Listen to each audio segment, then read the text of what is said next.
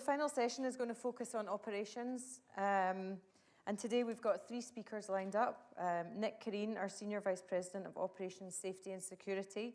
He's going to be talking about specifically what the passengers want, solutions to help us achieve and meet their requirements. Also going to be talking about some challenges we've got in ground operations regarding ground damage, as well as the ongoing issue of 5G. Then we're going to move on to flight safety overview and risk-based IOSA with Mark Sale, our Director of Safety. And finally, to Louise Cole, Head of Customer Experience and Facilitation, who's going to talk about the passenger experience in relation to One Identity and what we're doing to make the travel process seamless. So first of all, I'll pass over to Nick.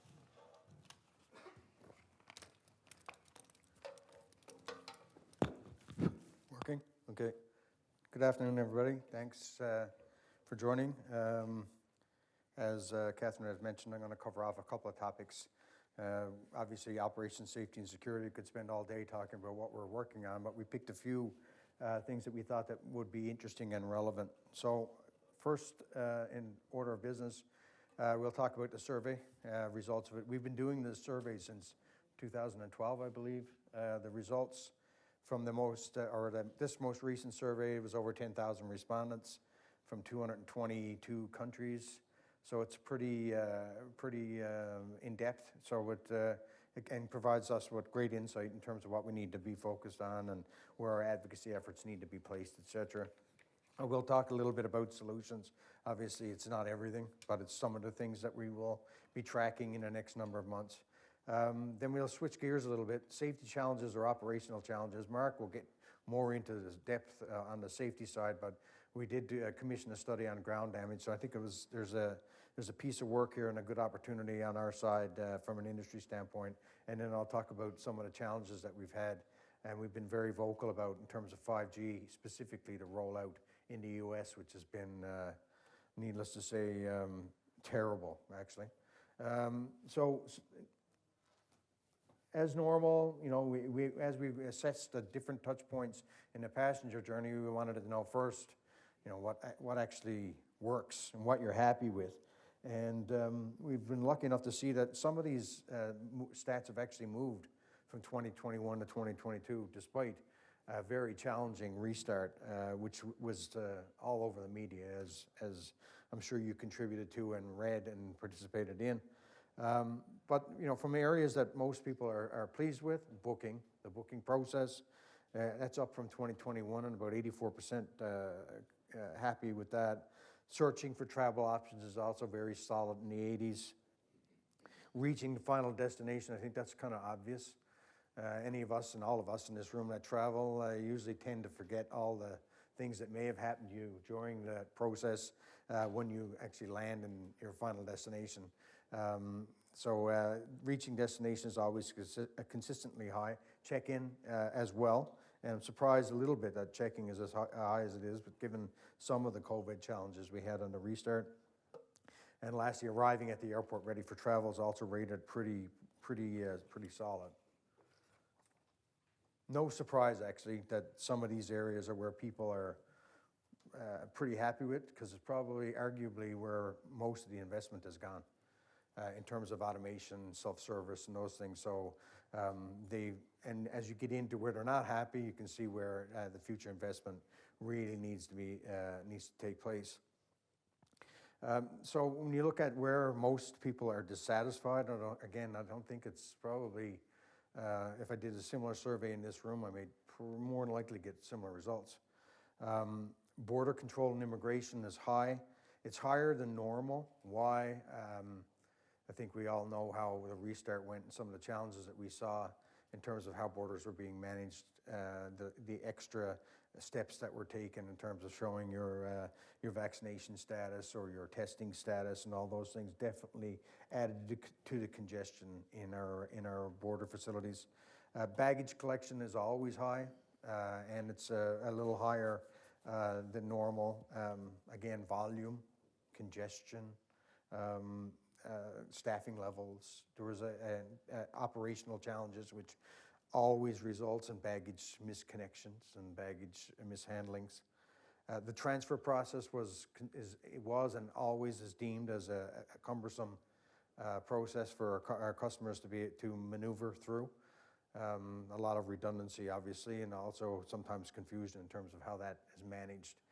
So making a connection is not as great as it was or could be, and one only needs to look at some of the big transfer hubs to see where those challenges. Heathrow is probably the best example, and I will mention them a couple of times today because they were without their challenges in the last number of months, probably the worst in the network. And then security, which I'll speak a little bit specifically on later, and that's also been an ongoing challenge throughout the years, but even more so during the last few months when the survey was conducted. So when we looked at what was bothering you, so what was good, what were you happy with, what could be better, we decided to kind of get a sense of what customers' expectations were in terms of time. So we asked the question, what was the time you spent in the airport in your last trip? And then what you believe to be the ideal time spent in an airport. And I don't know about you, but I find this rather striking because our facilities are definitely not designed this way. We have restaurants and shopping and duty-free and you name it. But when you dig down into what the customer wants, it's actually, they want to get through this more efficiently. So, when we look at the timestamps, no surprise that a fair majority is in the 1 to 2 hour range, but you'll see on the higher end, a large percentage, 32%, were 2 hours or more. Well, when governments are telling everybody to get to the airport 3 hours prior to departure, and expect that there would be a lot in this particular area. And that mandate or directive actually made things worse, not better, ironically, especially on the security side. And then from an ideal standpoint, how would you like to be handled? So 30 minutes, if I don't have a bag to check and I only have a carry-on, I should only be 30 minutes. I don't think there's anywhere in the world that's happening at the moment. Less than 45 minutes for when I'm actually carrying a bag and checking one in, which I think would be very, very consistent, and most cutoffs are an hour. And then less than an hour, around an hour, if you need assistance. So we have a long way to go to meet the customer's expectations in terms of time. So when you culminate all these things, the areas that are frustrating, and the time it takes to move through the airport, which is not necessarily in line with the expectations of our customers, then the biggest issue is queuing. I think, again, everybody in this room would more than likely feel the same way. Nobody likes to queue. And so whether that's in security, which 93% in this particular instance are looking for and trusted traveler program. We've seen some examples where this actually works pretty good. The TSA domestically anyway, from in the US works pretty good for the Trusted Traveler Program. On a transborder side, Canada into US, Nexus works pretty good, but it's limited and it needs to be, and I'll speak a little bit about that more later. Boarding, it's still a bit of a mess. Doesn't matter if it's Zone 1 to Zone 10 or Zone A to Zone Z. We're still trying to drive the same golf ball through that same garden hose. And as a result, we're seeing queuing. It's usually the frustration lies with the mess around the gate and the queuing on the bridgehead. Now, queuing on a bridgehead can happen for a lot of reasons. Usually it's because the gate wants to start boarding the flight. And once they start boarding the flight, they don't get the delay when the flight's delayed. It's more than likely the flight attendant or the flight attendants. So that's something that we're definitely hear about in every survey, and something that we are going to have to find a better way. And I think when Louise talks about biometrics a little bit later, you see that is more than likely the solution in terms of unlocking the way boarding a flight should be and could be in an automated or more automated world. And then on the border control side, we're looking for better ways to manage the border. E-gates, those probably about, I'd say the majority of the room probably experienced e-gates once in their travel pattern. getting rid of paper, pre-approvals, more Nexus type programs that exist in Canada and the US. This needs to happen, and we cannot continue to do things the way we do it. Custom halls are at their size, they're at their peak, facilities are at their peak, can't make them any bigger. So automation and a change of process is necessary. In order to do that, we need border control and security to work together, which also doesn't happen to the degree it should. Baggage, can't have a passenger survey or a customer survey without talking about baggage. It is usually the #1 issue for our customers for all kinds of reasons. Unfortunately, with COVID and the restart, it's probably one of the areas, at least in our control, that was the most difficult to manage. More people with mishandled baggage, more people dissatisfied with the service and the recovery of that mishandled baggage. And there's all kinds of reasons for that. Recovery was less flights available to be able to get baggage to destinations, staffing issues, operational challenges, delays, etc. So it's an area that definitely stuck out in this, and I'm sure, and I'm 100% confident next year's survey, it's going to be even worse. But there are some bright spots. So airlines are figuring this out. We lost a couple of years in terms of investment. I know we are actually moving a little bit further towards tracking and tracing and the information required to be able to manage this process better. And then COVID hit, so we lost a couple of years. But in its most recent survey, almost 30% have had baggage information shared with them. That's a big step up from where we were in the past. And then when it comes to improvements, 81% of the people said they would check a bag. How many people in this room check a bag to fly to this event? A couple. Would you check a bag, or would you be more likely to check a bag if your bag was being tracked and traced? Okay, so I think it's a significant area of opportunity. We would be interested in baggage information services. I mean, obviously, if you're doing one, tracking and tracing, the information would come along with it. And also interested in electronic bag tag. This one, I think, is almost a no-brainer. We got rid of the paper ticket, but we're still putting these bag tags on air baggage that we should be moving towards an electronic tag that's reusable. It actually is sustainable. Just the paper alone, anecdotally, we did a review of this a few years ago in 2019 or 2018 timeframe.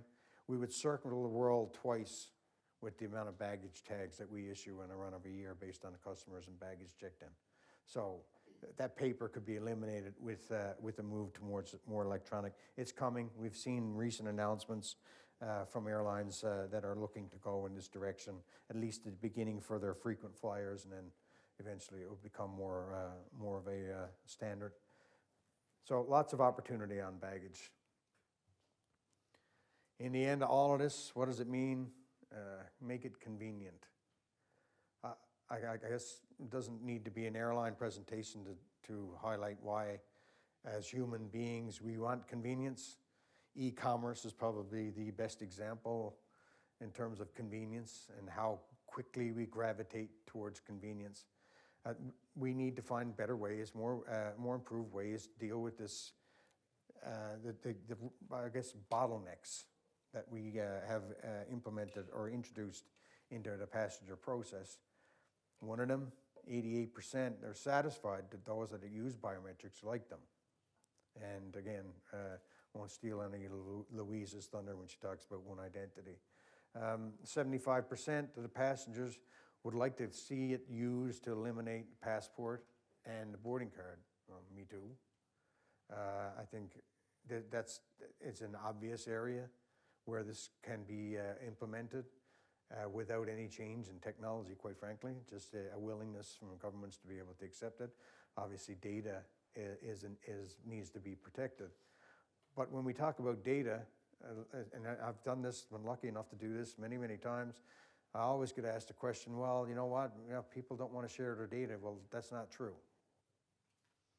from our perspective anyway, 83% of the customers are prepared to share whatever they can in order to improve the process of travel. The question is, how do you manage that data? How do you make sure that that data is secure? But the willingness is there, and the ability is there, and it's coming. And I'm sure of that. And then the last area that I can rant on this because, but I won't. Security is the biggest theater in the world, and it needs to be addressed, and it only will get addressed when consumers, customers, airlines begin to make this an issue that governments need to stand up and address. Because unless it becomes political, it does not get addressed. No politician is ever going to change anything in a security checkpoint when it is deemed as reducing security, when in fact the argument is it's not providing anything more secure today. But they're in place, and we have to find new ways to deal with it. One most recent example, so I can crap on Heathrow a lot, but they actually are implementing advanced screening technologies which will allow you not to have to take anything out of your bag anymore. Now, liquids and gels is a stupid recommendation and is not a rule. In fact, it's not a rule at all, but it's been followed since its inception and implementation in airlines, and no one will remove it. But at least there's technology out there that can avoid you having to remove it from your bag in the first place. I've used it a few times, not only in Heathrow, but here as well, and in some Middle East locations. It is better than what we're doing today. So at least you don't have to strip off and throw all your stuff in the nice little neat bags. And in Heathrow's case, prior to this, it was the bag that they produced. Couldn't be a bag that you had. Which also speaks to how ridiculous some of this can be. So screening technologies are there. The problem is it's expensive. And as also the problem is that's usually passed on to the consumer or the airline. So someone's going to need to pay for this in the future, but it's there and it's coming. We do need a regulatory framework that supports this implementation and a recognition of it. We need to introduce appropriate and consistent integrated detection technologies. We're all over the map right now. Almost every country is doing something a little bit differently. They're synchronizing the machines the way they want them seen, and that's why when you go through one airport, it's not the same process and the same handling as it is from another airport. We need to address that.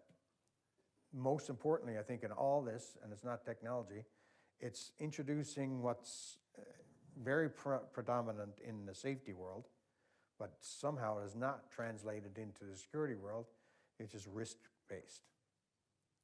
99% of the customers that travel every day are safe.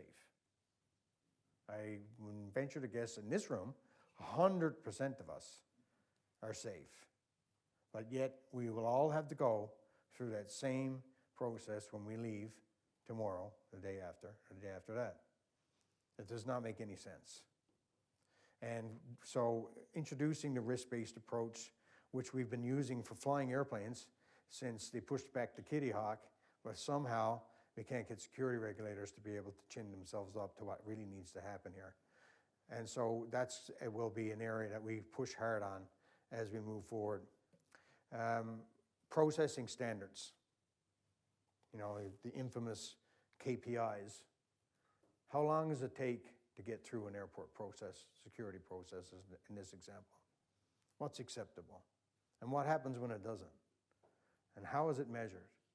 And that too is not consistent. You'll see it, and we probably all have gone through it, where your boarding card is scanned. And it's scanned conveniently. And sometimes you don't scan when there's a big lineup because it skews the numbers.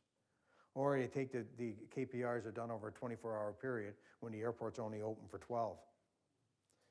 We need standards in terms of measurement. And this is a non-starter. And so the airlines, airports, and regulators need to wrap their heads around what that standard would be. We do have suggested numbers, but we need to make sure that they're tried and tested before we go out and start hammering away at them. So we need clear guidance on when poop hits the fan. like this summer, when surge of volume gets to a point where you need to be able to do something differently. So you don't have consumers lining up in the streets of our cities. Why can't the military help? Why can't the police officers help? Why can't we find different ways to deal with surge volume when it happens? Because it happens. We're about to see it. And I am willing to bet here today, anyone wants to take it, $100 that within the next few weeks, we will see in the media where security and backlogs have caused a problem because we're not prepared to deal with the volume. Okay, $20. There are lots of solutions. There's a few of them. A few of them that we're probably a little bit more advanced on than some of the others. Leveraging known travel programs, One Identity, which Louise will speak of, automation, increased automation in other areas, not just check-in. And baggage. We have to resume our efforts on the baggage front. Like I said, we lost some time, we need to get back. We need tracking to become a standard. We need electronic bag tags to become the standard. And we need to start looking at other alternatives in terms of handling baggage, off-site check-in, drop-off points. Why not? I, for one, would love someone to come pick up my bag and take it to the airport for me, and when I arrive at my destination, it's there. Why can't we do that? Amazon can do it. So these are the things, the standards need to be developed, and we will be hammering on these in the days, weeks, and months ahead. So that's sort of the passenger perspective. Making it sound a little bit like a Debbie Downer, but it's not. There's lots of opportunity. We do a lot of things right, but we try to tend to focus on the areas that we can be better at.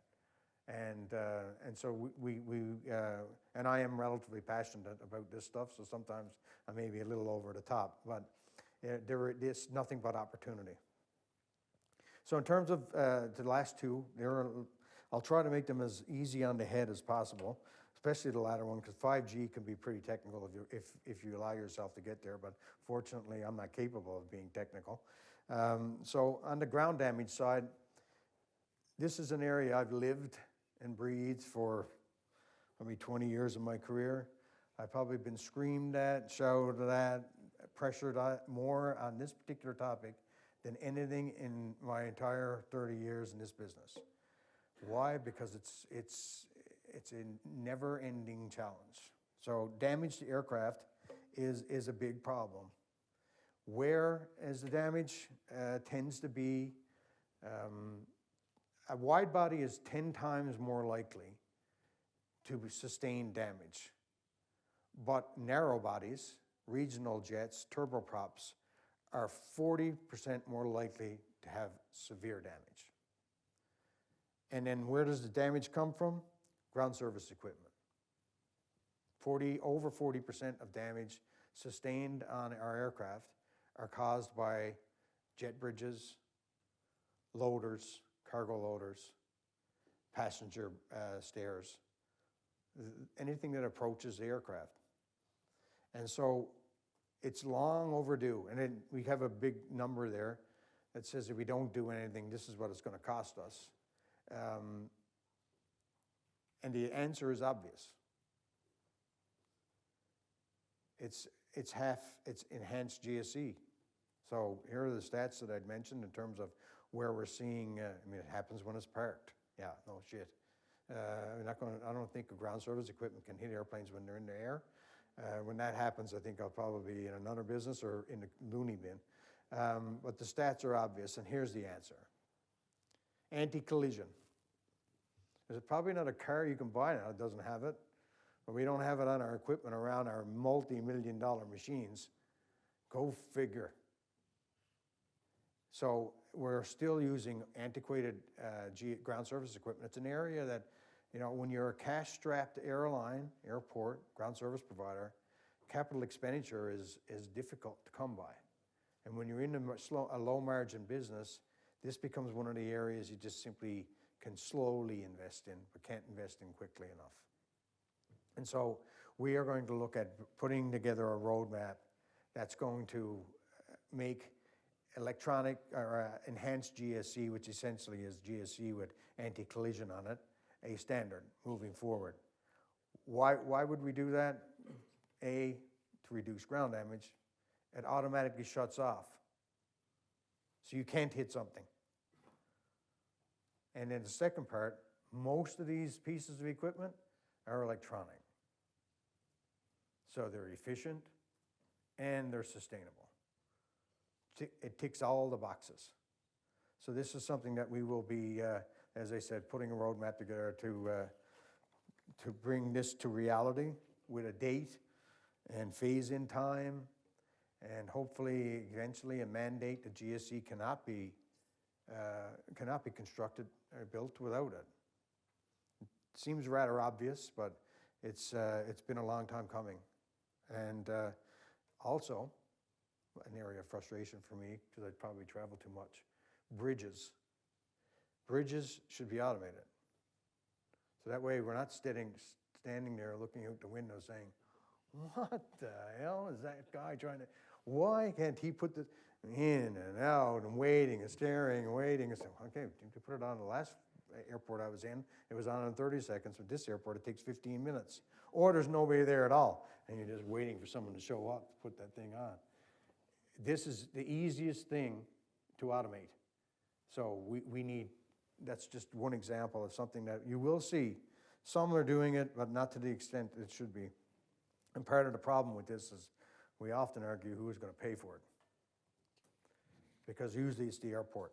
The airport does not like investing in things that they don't get a return on. The airlines do, and vice versa. And because of that, we're in the situation that we're in. Lastly, 5G. Okay, so I've ranted and raved on 5G since it started. Why do we give a crap about 5G? So anyone that's technical in nature in this room, a radio altimeter is a very, very important piece of equipment. And interference with a radio altimeter, especially on descent when you're about to land, is not something any pilot wants to experience, at the very least on a consistent basis. Sometimes things happen. So all these different pieces of software or equipment rely on the radio altimeter to provide the information it needs that goes to the cockpit to be able to make determinations on landing. Extremely important when you can't see the fucking runway, which happens quite a lot.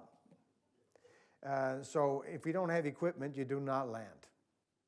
And so radio altimeter is something that we're very, very important. Now, we're being technical. It operates in a range of around 4.2, I think, to 4.4 gigahertz. And that's as technical as I can get on the sort of parameters that it operates in. Problem is, everywhere else in the world seem to figure out, well, you know what? When we're putting this 5G in place in our countries, we probably should dial it down a little bit around an airport. Ding. We probably should try not to put these transmitters near airports to increase the opportunity for interference. And we should have bigger separation spectrum between the 5G around an airport, near a radio altimeter in our aircraft and airplanes and airports. Everybody did this. Canada, Brazil, the UK, Spain, India, Australia, New Zealand, the list, Japan, the list is on and on and on, except for one country, the US. Why? Because a radio spectrum, 5G, was sold to two big telcos, and they spent billions for the right to use it, and they're going to use it. So as a result, we were forced to put filters or change out radio altimeters on every aircraft that operates into the US by July of next year. So we're doing it because you can't fight City Hall. January 1st, it's basically almost all Airbus aircraft, and by July 1st is the rest of them. Will we be there January looks pretty good. July 1st will be challenging. There's supply chain issues, as one can imagine. The American carriers are trumping the international carriers in terms of access to the supply chain. So there will be some potential disruption as they implement it. We're working with the FAA to mitigate that disruption and probably keep alternate procedures in place to avoid disruption. But make no mistake, last summer, if we didn't get an extension into this year, 2023, it would have been a disaster. Any low visibility day would have resulted in thousands of cancellations for inability to operate. All because two regulators, the FAA and the FCC, could not come eye to eye with policy. So we are trying to make sure that going forward, as mentioned in the slides, the FAA working with the FCC hopefully to come up with some kind of a way to manage this going forward, because what we're doing now is not guaranteed to prevent impact going forward. So the changes that we made are not infinitum, and we could find ourselves having to do this again. And then, like I said, other countries have been able to figure this out, but it's confounding as to why the US could not. We're also trying to work with ICAO because they've gone silent, even though they are responsible for this, but good luck getting anyone to put anything on the line in terms of what needs to happen from a standard global perspective. So we've taken that to the International Telecommunications Union here in Geneva and try to get them to support us, which they have been willing to. Now, they do participate in working groups with ICAO, and we believe by taking that approach, we can avoid potential impact as we move forward. Because other countries for sure are going to look at this. And if the US are successful, then telcos are going to pressure governments to want to turn 5G on and up everywhere. It's their business. So this is something that it's near and dear to our heart. It's very important. It's unfortunate that we don't have standard approach to this stuff, but we do hope that cooler heads will prevail, and from using international organizations as well as working with the US, we can find a solution that keeps everybody safe and does not avoids unnecessary disruption on low visibility days, when most of us don't even realize that this equipment is what gets you on the ground on those poor days. So with that, I thank you for letting me natter on for a bit on some of the areas that keep me up at night. And I will turn it over to Mark, who's going to take us through something much more riveting, I think. I think we'll take a few questions for you first. Oh, really? Yeah. Nobody's going to have any questions. No, going once, twice, no questions. Any questions for Nick? Yeah.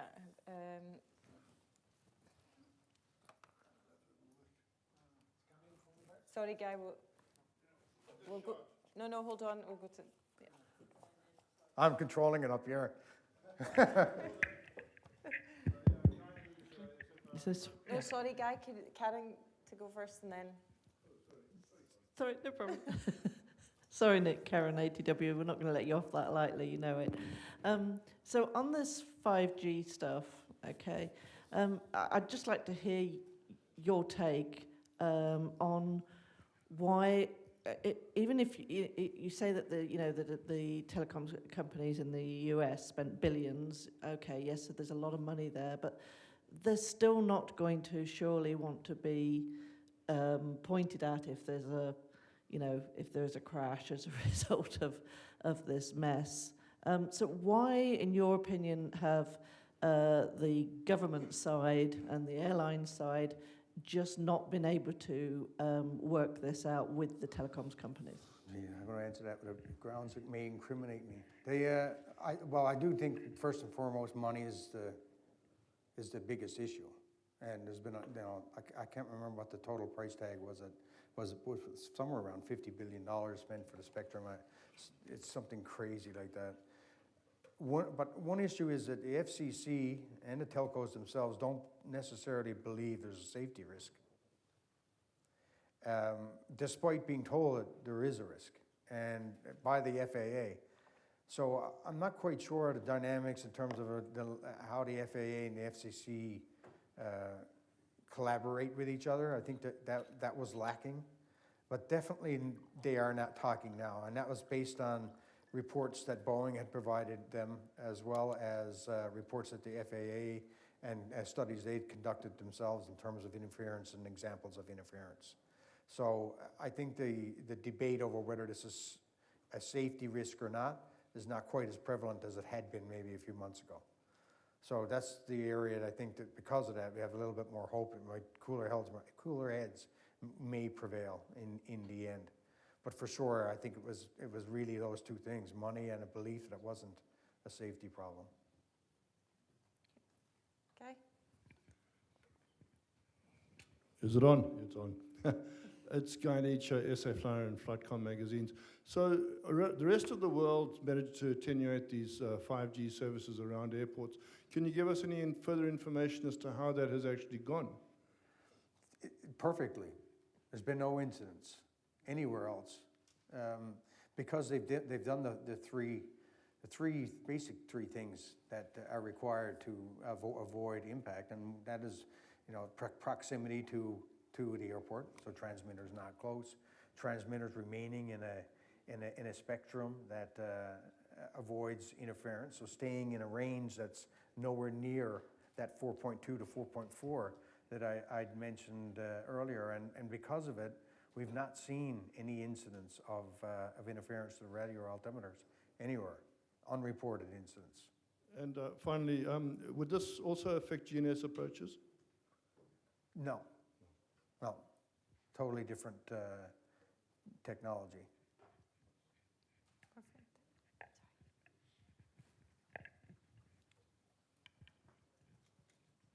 I think behind.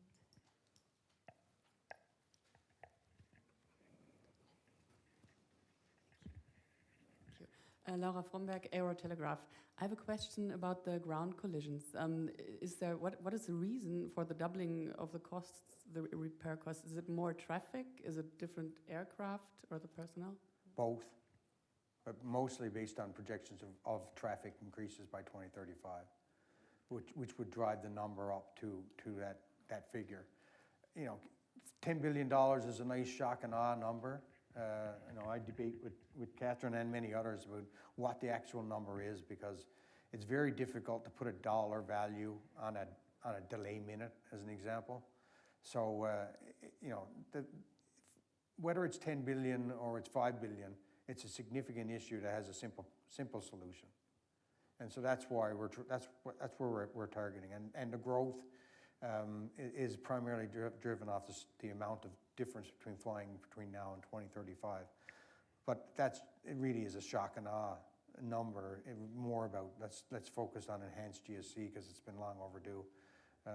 It's been about 8 years since I was back at the airline, and we were debating it back then.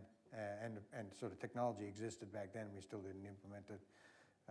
So it's most focused on business cases and the sustainability opportunity that it presents itself now, and our goals to net zero by 2050. These are the types of things that we're going to need to do, because it's not going to be on, I don't know if you've had your sustainability presentation yet, but we're not going to get there on SAF and SAF alone, that's for sure.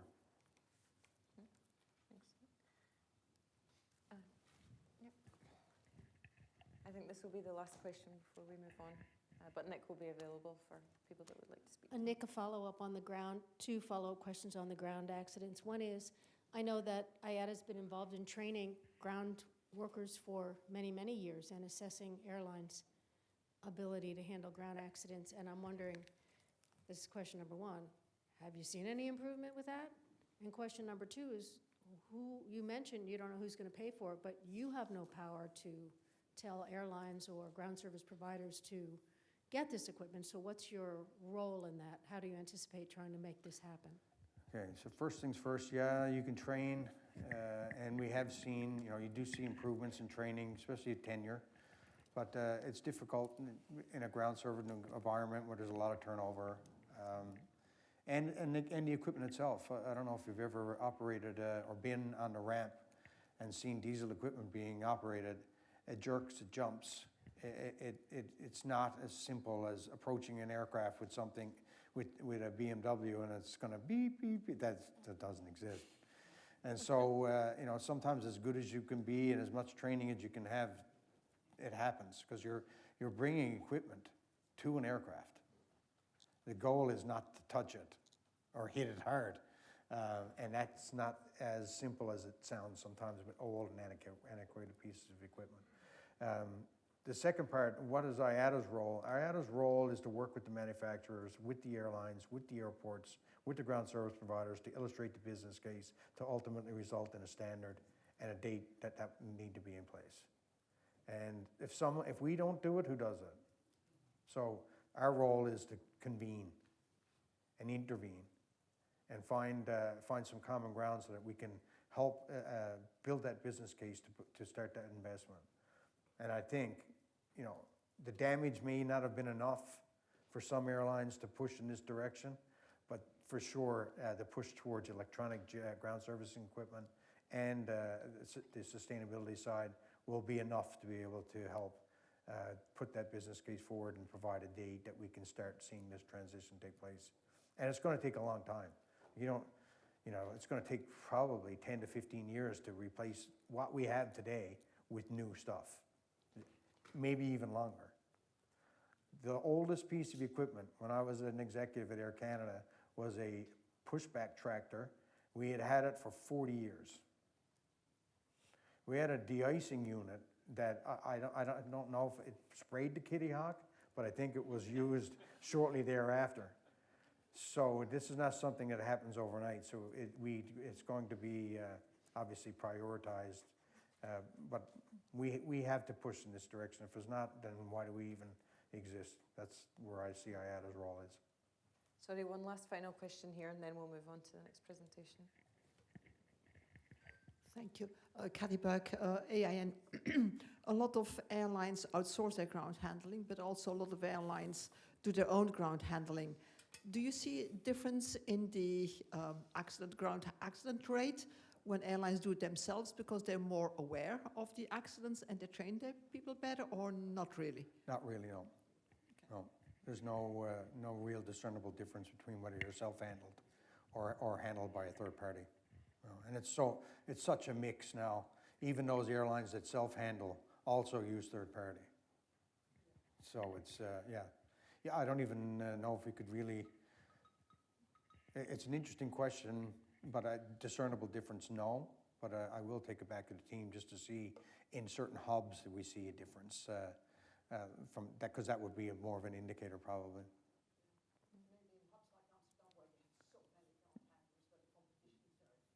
Yeah, yeah. Thank you. Thank you, Nick. Thanks very much. And just to let everybody know, we actually have a press release on the ground damage report, which will be getting sent shortly. So more information on methodology and questions like that. And if you've got any more questions, Nick will be around.